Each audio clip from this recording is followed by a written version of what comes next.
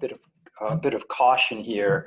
We've got this the derivative at a point is what we're looking at. Derivative of a function at a point. And we have a couple of different definitions that are basically the same, but lead to slightly different algebraic tricks to apply them. So I think the most common one is probably this one, the limit as h goes to 0 of f of x plus h minus f of x all over h. And I'll do the alternative one in a second too. Now you could plug everything into this all at once instead of applying those 4 steps that I did here. Then you have one massive algebraic thing you have to mess with. And some people are fine with that. But if you find you're trying to plug it in all at once and you're making lots of mistakes, try that 4-step process that I was recommending a minute ago. So we'll do the next problem in 2 different ways. Let's take a look at f of x equals 3 over x. And let's try that when the x value that we call a is equal to, let's throw a negative in there. Let's go with -2. Let's see what's happening. So applying this definition right here, so this is my x value, the a here.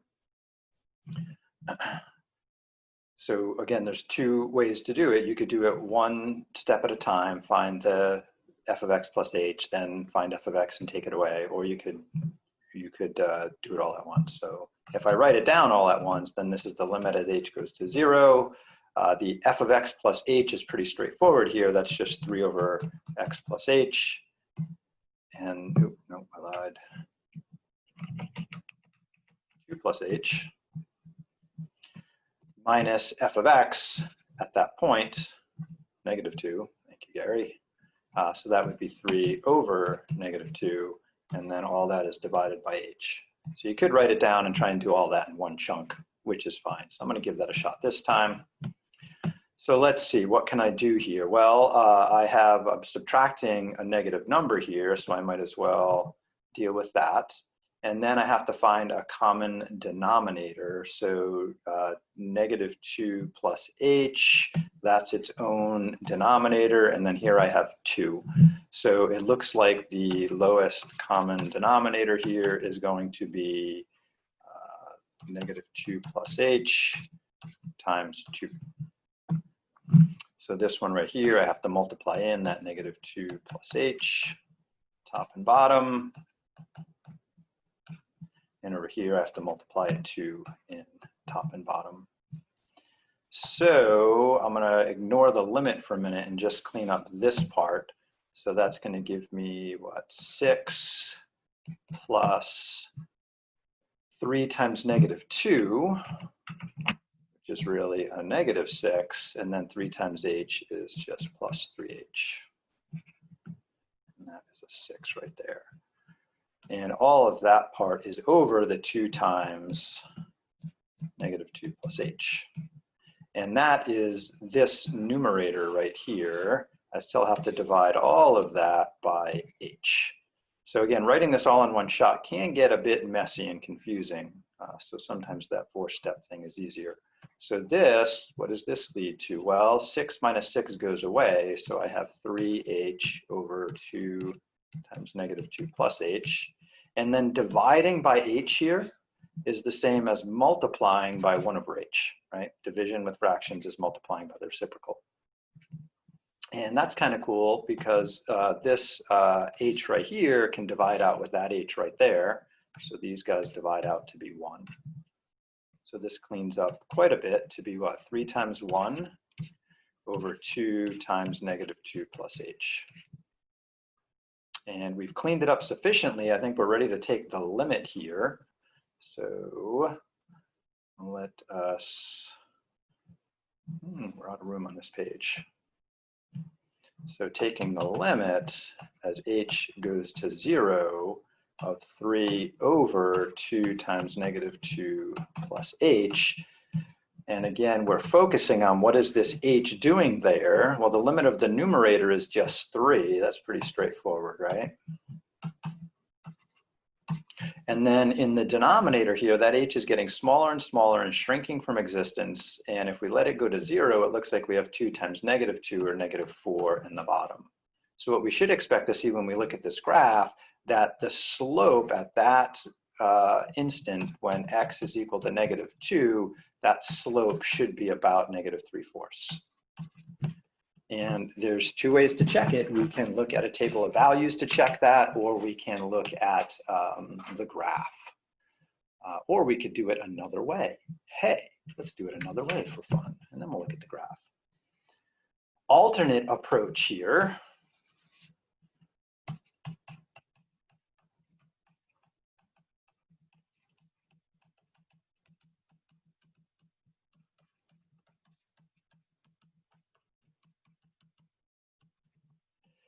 is to find the limit as, I'm going to use an x here, as x approaches this value -2 of f of x minus f of -2 over x minus -2. And so if we plug in using our function, remember our function f of x is 3 over x. Let's see, what do we get? We get the limit as x approaches -2 of 3 over x minus 3 over -2, right? So my f of x is here, my f of -2 is there, and they got to be subtracted. In the bottom, I just have x minus -2, which we can clean up to be x plus 2. That looks a little cleaner than the last one. And I mentioned sometimes this alternate definition is easier to use than the x plus h one. It just kind of depends on the problem we're doing. So let's see here, I guess we could add the opposite right there. Common denominator is just 2x. So that's going to be, so if we clean this up, we got to multiply by 2 top and bottom here, x top and bottom there. So we're going to get 6 plus 3x over 2x all over x plus 2, and we're trying to take the limit as x goes to -2. All right, so a little algebra on this sucker right here. What can we do? Well, we can factor a 3 out of this numerator, and that's going to leave us 2 plus x, and that is over 2x. And then instead of dividing by x plus 2, we can multiply by 1 over x plus 2. And hopefully you see that we have a matching factor, numerator and denominator. And so these guys divide out to be 1s. And we get, oops, I forgot to write in my limit here. A lot of redundant writing, but that's life. The limit as x approaches -2, 3 times 1 times 1 is 3, divided by 2x times 1 is just 2x. And if we let x get closer and closer to -2, it looks like we're going to get 3 over 2 times -2 or -4, which matches what we got up there. And again, we have two different algebraic ways to write down how to take the limit of the rate of change. Sometimes one is easier than the other. Sometimes they're both just hard. But I think I want to see this graphically just to make sure it's going to work out all right. So let's take a look at my graph.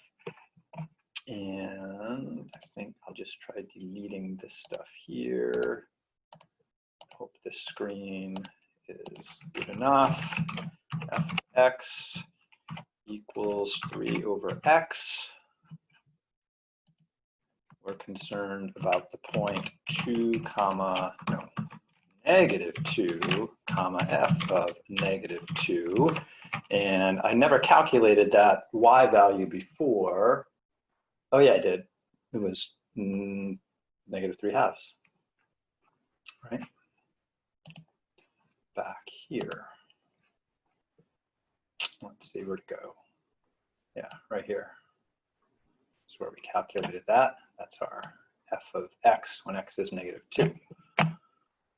All right, back here, and it is off my screen, but I can drag it in. All right, so now the scales don't match here, so it's hard to see what the slope is because this is not a one-to-one scale, x to y.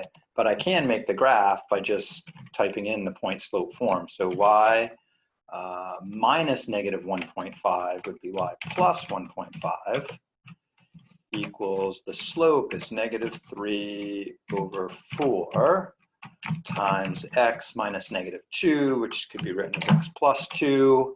Ooh, that's cute. That looks pretty good. Oh, I typed the wrong slope. I was looking at this here and saying, wait a minute, that doesn't look tangent right there, but I mistyped up here. Now it looks better if I zoom in there. And orange versus red.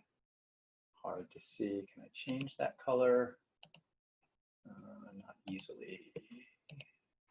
I can color. Let's make it green. You can see it better.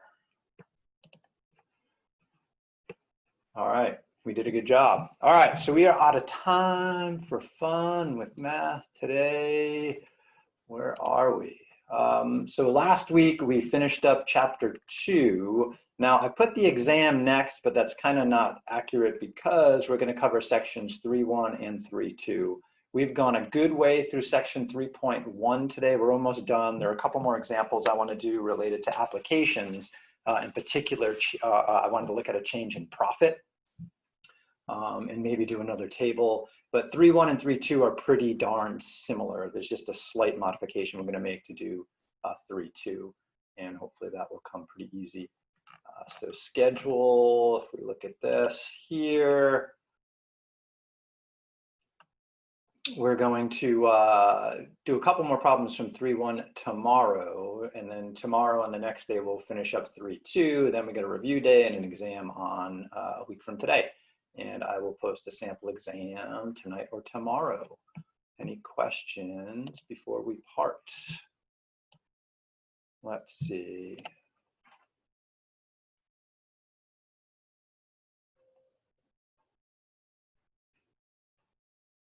Yeah, I think, so Cole wrote that calculus sounds a bit intimidating, and certainly, right, it does, but it's actually not that much harder than like trigonometry, for example.